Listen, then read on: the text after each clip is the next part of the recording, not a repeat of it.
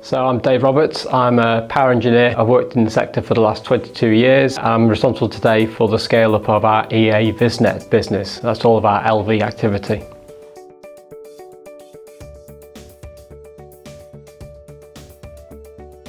So the net zero transition presents some real opportunities, but also a few challenges. What we see is a significant engagement and re-engagement of the citizens, that's you and me, as we start to change our behaviour and develop and deploy different technologies like electric vehicles, heat pumps and photovoltaics onto our homes and our businesses. What we're going to see with that is a really big change as we move more of that energy through to electricity. That's going to start to put some real pressure on the low voltage networks, and that's really where we come in. We've got solutions which are looking at how we can protect the low voltage network, use it to the best of our ability, and see if we can push it into the next decade and beyond.